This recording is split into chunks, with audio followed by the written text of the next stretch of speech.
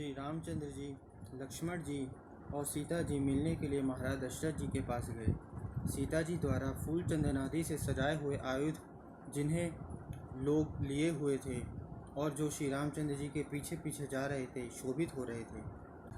उस समय पूर्ववासी लोग देवताओं के मंदिरों, रईसों के भवनों और सतखने मकानों की अटारियों पर चढ़ और निरुत्सुक हो उन तीनों को देखते रहे, क्योंकि उस समय रास्तों पर लोगों की ऐसी अपार भीड़ थी, लोग निकल बैठ नहीं सकते थे। अतः लोग ऊंचे मकानों की छतों पर बैठ और दुखी हो श्री रामचंद्र जी को देखते थे। उस समय श्री रामचंद्र जी को पैदल और छत्र रहित जाते देख लोग अत्यंत दुखी होते और अनेक प्रकार की बातें कहते थे। कोई कहता, देखो, जिनके पीछे यात्रा करते समय चतुरंगिणी सेना चलती थी, उनके पीछे केवल सीता सहित लक्ष्मण जी चलते हैं। कोई कहता है, जो श्री रामचंद्र जी सब ऐश्वर्यों के सुखों का अनुभव करने वाले और अर्थार्थियों को यथेचित धन देने वाले हैं, वे ही आज अपने कर्तव्य पालन के अनुरोध से पिता के वचन को मिथ्या करना नहीं चाहते।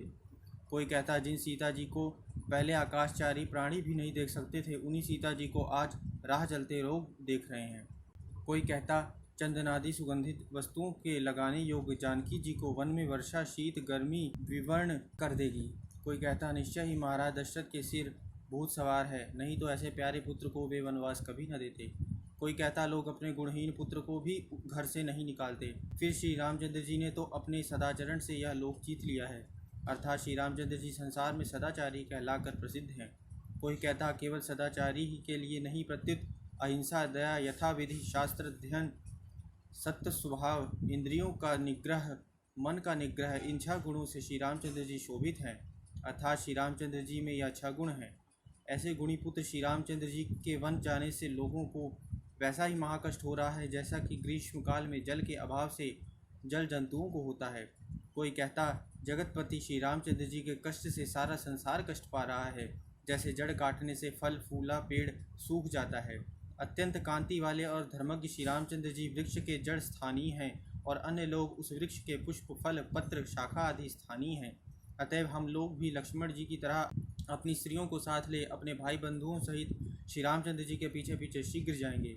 कोई कहता, हम लोग बाग बगीचा खेती बाड़ी और घर छोड़ छोड़ बराबर सुख दुख सहते धर्मात्मा श्री रामचंद्र जी के पीछे पीछे जाएंगे।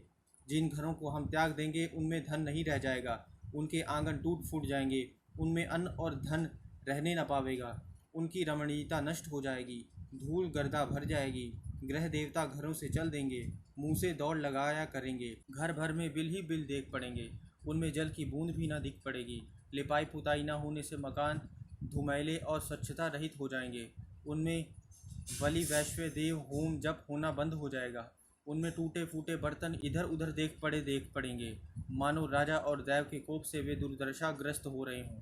ऐसे घरों से युक्त अयोध्या का राज सुख कैकेयी भोगे। कोई कहता, हमारी तो ईश्वर से यह प्रार्थना है कि जिस वन में श्री रामचंद्र जी जाएं, वहाँ तो नगर बस जाए और हमारी छोड़ी हुई यह अयोध्यापुरी वन हो जाए, अर्थात वन बसे अयोध्या उजड़े। हमारे भय से भीत हो सर्पादि अपने बिलों को, मृग और बक्षी पर्वत शृंगों को तथा हाथी एवं सिंह वनों को त्याग इस अयोध्यापुरी में आकर बसें।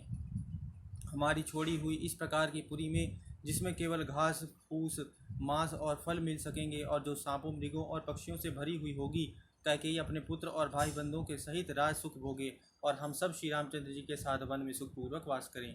यद्यपि श्री रामचंद्र जी ने इस प्रकार की विविध बातें अन्य लोगों के मुख से सुनते जाते थे, तथापि उनकी इन बातों को सुनने से उनके मन में जरा सा भी विकार उत्पन्न नहीं होता था। धर्मात्मा श्री रामचंद्र जी धीरे धीरे मतवाले हाथी की तरह विक्रम प्रदर्शित करने वाली चाल से कैलाश शृंग के समान एवं शोभित पिताजी के भवन की ओर जाने लगे। राजमहल के द्वार पर वीर लोग विनीत भाव से खड़े थे। श्री रामचंद्र जी उनके पास से आगे बढ़े और थोड़ी ही दूर पर उदास मन से खड़े हुए सुमंत्र को देखा।